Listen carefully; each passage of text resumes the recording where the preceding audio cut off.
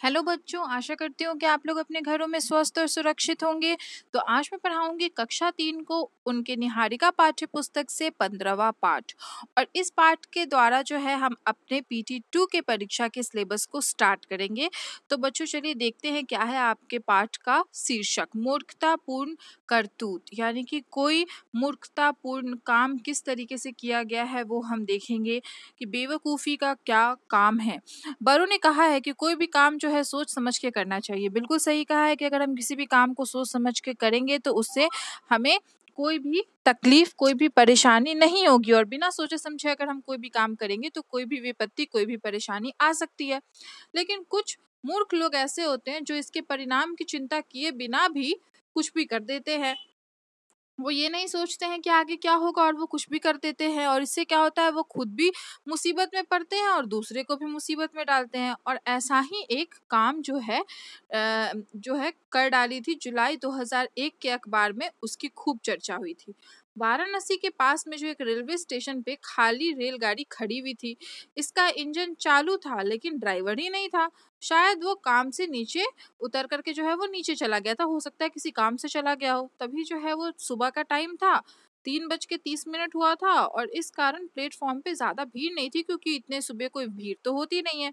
तभी एक जो है 17 वर्षीय राजेश जो है, यानी कि 17 वर्ष का एक लड़का राजेश, शरारत करते हुए उसको एक ऐसी शरारत सूझती है कि वह उस खाली गाड़ी के इंजन में चढ़ जाता है और कल पुर्जे से छेड़छाड़ करने लगता है। इंजन के पुर्जों के बारे में उसे कुछ भी ज्ञान नहीं था। एक पुर्जे को छेड़ते ही गाड़ी पीछे चलने लगी। तो जैसे ही उसने कोई पुर्जा जो है वो उसके जो कल पुर्जे, यानी कि उसका ट्रेन का जो है वो कुछ सामान जो है उसने इस तरीके से मशीन को छू दिया कि वो अचानक पीछे चलने लगी और वो डर गया। और उसने कई कल पुर्जे ऐड करके जो है वो उसको रोकने की कोशिश की, गाड़ी को रोकने की कोशिश की, लेकिन वो और रफ्तार से पीछे दौड़ने लगा। गाड़ी रोकना तो वह जानता नहीं था, तो गाड़ी रुकती कैसे? सब लोग हैरान हो गए थे कि ड्राइवर के बिना गाड़ी कैसे जा रही है। तो रास्ते में जो है स्टेशन पे बिना रुके वह पीछे दौड़ती रही। उनको यह लगा कि गाड़ी जो है वो काबू के बाहर हो गई है। किनको ये लगा? जो अधिकारी थे रेलवे के, उनको। यह गाड़ी किसी से टकरा ना जाए वो ये सोच रहे थे। तो इसके रोकथाम के लिए उपाय किए गए। 1.5 घंटे तक जो है वो 115 किलोमीटर दौड़ने के बाद ये गाड़ी जो है वो पटरी से नीचे उतारकर किसी तरह इसको रोका गया।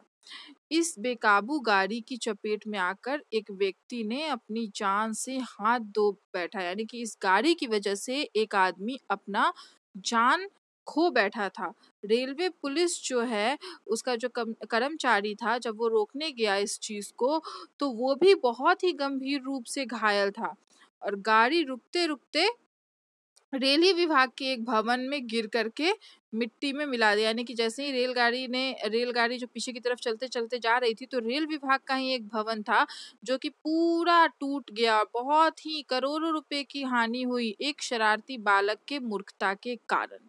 यानी उस बालक के मूर्खता के कारण, उसको पता नहीं था इसके बारे में, उसने ऐसी गलती कर दी कि इतना कुछ हो गया।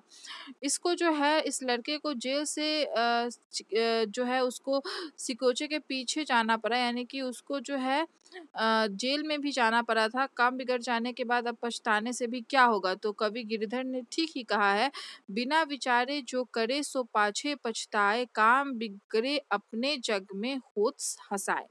यानी कि बिना विचार किए, बिना सोचे समझे जो भी आदमी काम करता है वो पछताता ही है।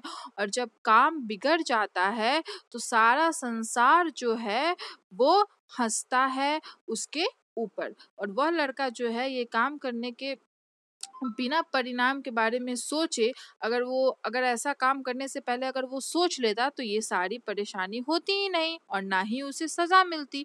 इसीलिए बिना सोचे समझे कोई भी काम नहीं करना चाहिए। हमें यही सीख मिलती है ना इससे, कि हमें हमेशा जो है किसी भी वस्तु को जो है, कभी भी जब हम उसके बारे में नहीं जानते हैं तो छेड़छाड़ नहीं करना चाहिए, नहीं तो बड़ी से बड़ी हानि हो सकती है।